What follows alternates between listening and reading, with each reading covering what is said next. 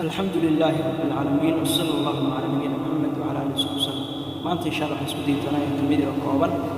ee ka dhaxna beenta iyo dhibaatada ay leedahay qofka muslimka ay ku leedahay iyo mujtamaca dhexdeeda ay ku leedahay raadkiisa saameynta ay ku yeelan karto qof dadkaasi ama qofka la fahantiisa ama mujtamaca ay laazimaan oo joogteeyaan beenta insha Allah way u badan tahay jadadkeedu badan yahay marka waxaan uga hadli doonaa insha Allah si xumo waxaan uga hadli doonaa oo waxyaabaha ay qaybsanayso waxa weeyaan wacyiga kamid ah in la sheego iyadoo in laga sheego dadka in laga been sheego qofku naftiisa inuu ka been sheego laakiin insha Allah inaga waxaan iyo sugooda aan baan insha Allah ku qoran doonaa kelmad kooban adoo Allah wuxuu wajtanibu qawla az-zur ka fogaada hooy ka fogaada hadalka beenta ka fogaada ee been abuurka ee beenta ka fogaada ayaa Allah leeyahay jalla jalaaluhu ka xaloo baahan yahay walaalayaal Allah maadaama leeyahay ka fogaada beenta in beenta ka fogaano runta ku midtidno beentana aan iska dhigno halkaa oo ka tagno iska dayno oo faraha ka qaadno waxaan dhibaato ahayn maadaama aynu ku keenin oo dhibaato iyo shar ay noo furayso baab furmaya ay tahay oo qofku markuu been sheego beena kale ay u xigaan iyo shar kale iyo macsi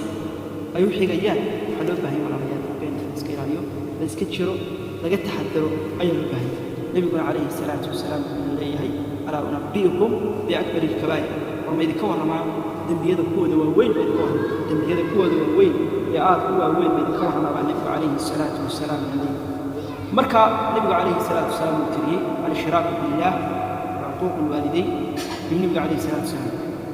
waa in ilaahay subxaana wa tacaala loo shirki sameeyo ayaa ka mid ah dembiyada kuwooda waaweyn waxaa ka mid ah in waalidkii la caasiyo ayaa ka mid ah waxaa ka mid ah ayuu nabigu calayhi salaatu wasalaam alaa wa qawlu zuur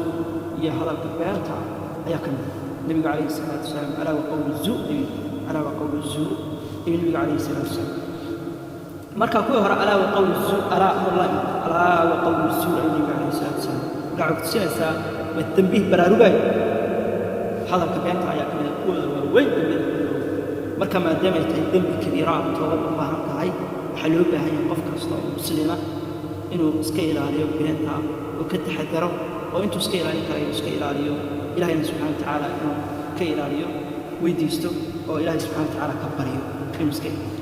ilaahay ku kaalmeeyo inuu beenta iska jiro nebigu calayhi salaatu wasalaam xadiis kale wuxuu ku sheegay suubanu calayhi salaatu wasalaam kafaa bilmar'i ithman an yuxadditha bikulli maa samica nabigu calayhi salaatu wasalaam inoo sheegay qofka waxaa ugu filan dembi waxaa ugu filan inuu qofku ku sheekeeyo wax kastuu maqlay inuu ku sheekeeyo been ahaaya run ahaaya nooc kastaba inuu ku sheekeeyo qofkana ujeeddadu kale waa maxay halagu dhegeysto oo halagu saadiyo marka waxaa laazima qof kasta oo muslima waxaa saaran inuu iska ilaaliyo beenta maadaama nabigu calayhi salaatu wasalaam inuu inoo sheegay oo dembiga qofku waxaa ugu filan inuu wax kasta uu maqlo run ahaaya been ahaaya inuu iskaga warramo axaadiis kale nabigu calayhi salaatu wasalaam xadiis fara badan baa sax kusoo aroortay waxaa ka mid ahaa axaadiiska nabigu calayhi salaatu wasalaam uu tilmaamaya qofka munaafiqiisu dhabta uu yahay afar buu tiriyey nabigu calayhi salaatu wasalaam calaamadood astaamadood lagu garanaya qofka munaafiqa ee dhamayska tahay waxaa ka mid ahayd calaamadaha waxaa ka mid ahayd man idaa xaddata kadab qof hadduu bimacnaa hado oo sheekeeyo been buu ku sheekeynaya marka calaamadaha munaafiqa ayay ka mid ahayd afartii nabigu calayhi salaatu wasalaam tiriyey ee qofka laga helo afartaa calaamadood uu noqonaya qof munaafiqa oo khaalisa oo barax tira noqonaya ayay ka mid ahayd marka waa calaamaadka lagu garanaya qofka munaafiq inuu yahay waxaa loo baahan yahay qof kastoo muslim inuu iska ilaaliyo intuu awoodo ama intuu iska ilaalin karayo inuu iska ilaaliyo beenta inuu ka taxadaro oo naftiisa iyo aakhiradiisa u tuuro ayaa loo baahan yahay nabigu calayhi salaatu wasalaam xadiis kale wuxuu ku sheegay waina alkadiba yahdi ila alfujuur waina alkadiba beentu waxay qofka ku hanuunaysaa ila alfujuuri xumaanta iyo fisqiga ayay ku hanuuninaysaa iyo fujuurkiiyo xumaanta ayay qofkii ku hanuuninaysaa qofkii beenta fujuurkiina muxuu ku hanuuninayaa waina alfujuura yahdi ila annaar xumaantii iyo macsidii iyo dunuubtii iyo xumaantii iyo qurunkiina muxuu ku hanuuninayaa qofkii naarta ayuu ku hanuuninaya oo naarta ayuu ku wadadeedii tusay si u geli lahaa qofku naarta u galo waina alrajula layakdib nebigu calayhi salaatu wasalaam noo sheegay ninku been buu sheegaya wuxuu ku dadaalayaa beenta ilaa ilaahay agtiisa laga qoro kadiyaab ilaa ilaahay agtiisa laga qoro nebigu calayhi salaatu wasalaam maadaama ay beentii tahay qof ay waddo u tahay ama sabab ay u noqonayso inuu qofkay galo naar oo naartu halkaa ka galo waxaa loo baahan yahay wayna tusayaan dhammaanteed weynida ay weyn tahay qofka oo been sheego oo beentii au ka caado dhigto amaba au sheego amaba au sahasho maadaama nebigu calayhi salaatu wasalaam noo sheegayo inay beentii qofkii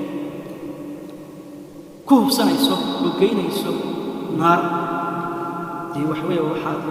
aadu culus weeyaan qofkii rabanaan ma jiro naar marka waxaa loo baahan yahay walaalayaal oo dhammaantii naftayda iyo naftiinaba ugu dardaarmaya ama aan doonaya inaan la wadaago inaan iska ilaaliyo beenta oo nafyaheena ugu turno aakhiradeenna ugu turno nolosheena inta ifka noolnahay maadaama ay saamayn iyo raad aan ku leedahay ugu turno aakhiradeenna kadaalika taasoo kale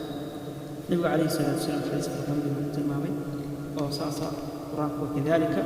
marka insha allah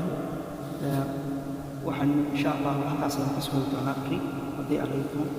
wasalaamu calaykum waraxmat ullaahi wabarakaatu